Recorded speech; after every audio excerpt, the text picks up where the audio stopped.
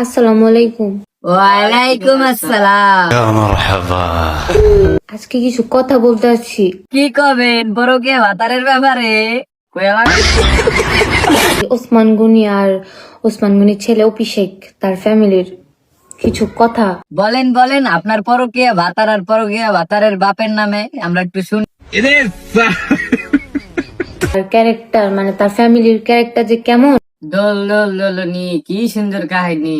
নিজের ক্যারেক্টারের খবর নাই, পরে ক্যারেক্টার নিয়ে টান দেয়। বাহ। তার বড় চাচার নাম গোলাপ রাব্বানি। ভাই ও কি গোলাপ রব্বানি বলো না, গোলাম রব্বানি বলো। ও গোলাপ কইছে, গোলাম কইছে, গোলাপ কইছে। আমার তো মনে হয়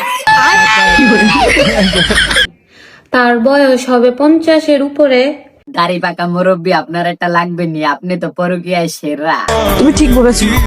সে অসংখ্য মেয়েদের জীবন নষ্ট করছে। আয় হায় আয় হায় মুরব্বী, আপনি কামটা করছেন কি? অনেক গুণা মাইয়া নষ্ট করে গেলাইছে, অনেক মায়ের জীবন নষ্ট করে গেলাইছে। কতটা নিকৃষ্ট হইলে চিন্তা করেন। 25 বছর আগে তখন তার বউ বাচ্চা সহ ছিল একটি গরিব ফ্যামিলির মেয়েকে বিয়ে লোক দেখিয়ে প্রেগনেন্ট করে। তার ফ্যামিলির ক্যারেক্টার গাছ যেমন ফল তেমন হবে, এটা স্বাভাবিক। তার মানে কি মামুনি, তোমার গাছগুলা কি এরকমই আসলো, এই জন্য কি ওই গাছের থেকে তোমার মতো ফল বেরিয়েছে? আপনি সঠিক বলেছেন।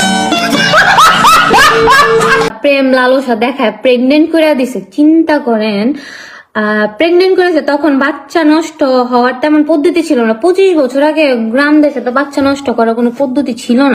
টাকা বেলা এই সুবিধা আসলো না, আর তোমার বেলা সুবিধা হয়েছে দেখে তো তুমি স্বামীর ডকুমেন্ট দিয়া দেয় বাচ্চা নষ্ট করে গেছো পরকীয়া ভাতারে। আমরা করছে কি? তখন মেয়েটি বাবা মা বুঝতে পারে তাকে তাদের সাথে শক্তি দিয়ে পারবে না, তখন মেয়েটিকে অন্য জায়গায় বিয়ে দিয়ে দেয়। জানি না কোন কাকা নেছেন, আপনি কিন্তু ঠকছেন। কাকা যেছে কেমনে বিনা কষ্টে ভাল পাইছে। 3 বাচ্চা রেখে কেমনে এত বড় আমার ভুল হয়েছে ভাই। ভাই বলে বলে প্রেগনেন্ট হয়ে যায়, 2 দিন পর পর ফেসবুক আর রোমান্টিক কাহিনী কয়। ডিপ্রেশন